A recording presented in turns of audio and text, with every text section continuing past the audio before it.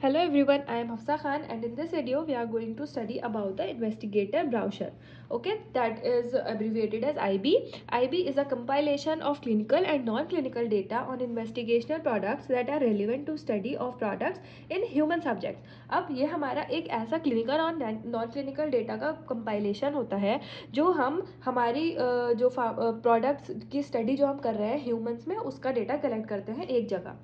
IB is a comprehensive document summarizing the information about investigational product obtaining during a clinical trial. तो IB हमारा एक comprehensive document है जो हमारी investigation product को पूरा summarize करके एक clinical trial में हमें एक summary देता है. IB is prepared by sponsor and having up to date information about the IMP. जो हमारा इन्वेस्टिगेशन मेडिसिनल प्रोडक्ट था उसका जो स्पॉन्सर है, मतलब जो उसको जिसने बनाया है, जो उसके सारी चीज़ें कंप्लीट कर रहा है, उसको बनाना होता है ये हमारा आईबी. उसे ही मतलब ये सारी डॉक्यूमेंटेशन करनी रहती है. अब हमारा आईबी का पर्पस क्या है? To provide information to investigators and other involve in trial such as the dose frequency, interval, methods of administration and safety monitoring procedure. जो हमारे इन्वेस्टिगेटर्स हैं, आईबी से हमें पता चलता है कि जो हमारा प्रोडक्ट है जो हमने क्लिनिकल ट्रायल कर लिया, अब हमें पता चल गया वो सेफ़ है. अब हमें ये पता चलता है कि हम उसे कितनी डोज में देना है, डोजिंग फ्रीक्वेंसी क्या रहेगी, मतलब कितनी कितनी देर बाद उस मेडिसिन को देना है, हमारा उसका को method of mode of administration क्या है, मतलब किस उससे डोजेज फॉर्म में हमें उसे देना है, और उसका सेफ्टी मॉनिटरिंग प्रोसीजर मतलब कि उसकी लेवल ऑफ सेफ्टी कितनी है. टू प्रोवाइड या फिर हमें उसे किस तरह से स्टोर करना है कि वो सेफ हो और लॉन्ग टर्म चले, ये सारी चीज़ें हमारे इसमें आ जाती हैं. To provide insight to support the study subjects to clinical management during clinical trials.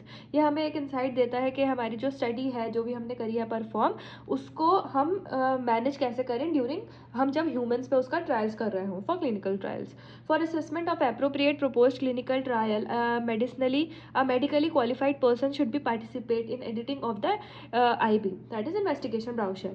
IB के कंटेंट्स क्या आ जाते हैं हमारे? फर्स्ट हो जाता है हमारा table of contents, section first. Section 2 में आती है हमारी समरी.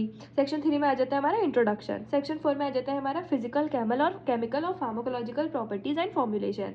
मतलब जो हमारा ड्रग है उसकी फिजिकल केमिकल प्रॉपर्टीज़ क्या है और जो हमारी फॉर्मुलेशन हमने बनाई है उसकी क्या प्रॉपर्टीज़ है, मतलब फार्माकोलॉजिकल प्रॉपर्टी क्या है, थेराप्यूटिक एक्शन वो क्या क्या शो करता है. फिफ्थ में आ जाती है हमारी नॉन क्लिनिकल स्टडीज़, मतलब जो हमारी लैब में हमने स्टडीज़ करी है उसकी और हमारी एनिमल्स पर हमने जो स्टडी करी है.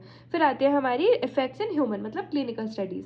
फिर आता है हमारा summary of data and guidance for investigator, कि हमारा जो भी डेटा है और इन्वेस्टिगेटर को क्या क्या चीज़ें आगे फॉलो करनी है, गाइडेंस उसके लिए, उसे कैसे लेना है, क्या है उसका सारा यूज़, वो सारी चीज़ें आ जाती है हमारी इसमें गाइडेंस और लास्ट समरी ऑफ डेटा में.